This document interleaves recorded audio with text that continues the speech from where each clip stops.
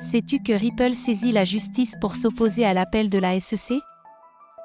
Tandis que la SEC avait fait appel quant à la récente décision de justice qui offrait une victoire partielle à Ripple, XRP, cette dernière s'est opposée à cette démarche. Elle a ainsi fait valoir sa position devant le tribunal.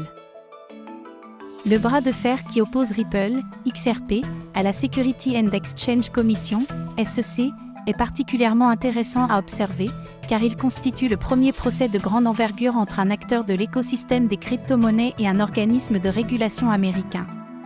En effet, l'issue de ce bras de fer pourrait créer des jurisprudences importantes pour l'ensemble des projets Web3. À la mi-juillet, Ripple avait remporté une victoire partielle, en obtenant la confirmation que le XRP n'était pas une valeur mobilière dans le cadre de trading sur le marché secondaire. Devant cette décision, la SEC s'est empressée de faire appel, estimant que les ventes programmatiques de XRP représentaient bien une offre de titres. À son tour, Ripple a déposé une motion devant le tribunal du district sud de New York afin de s'opposer à la certification d'un appel interlocutoire. En bref, un jugement interlocutoire est le nom donné à une décision rendue en première instance. Une requête invalide selon 3 raisons.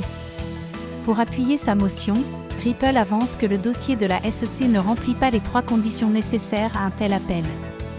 Lesdites conditions doivent être les suivantes. 1. L'appel doit soulever une question de droit. 2. L'appel doit déterminer un motif substantiel de divergence d'opinion. Et 3. L'appel doit faire avancer sensiblement la fin du litige.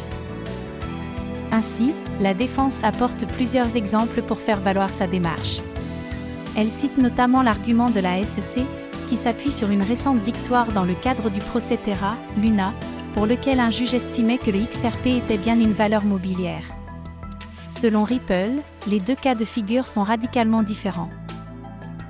La décision du jugement sommaire s'appuyait sur des preuves enregistrées selon lesquelles Ripple n'avait fait aucune promesse ou offre aux acheteurs concernant les ventes programmatiques.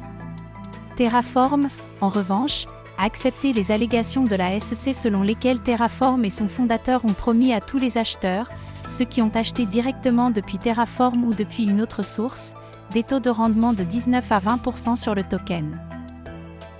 Tandis que Ripple appelle donc la Cour à rejeter la requête de la SEC, il s'agit désormais d'attendre ce qui sera décidé.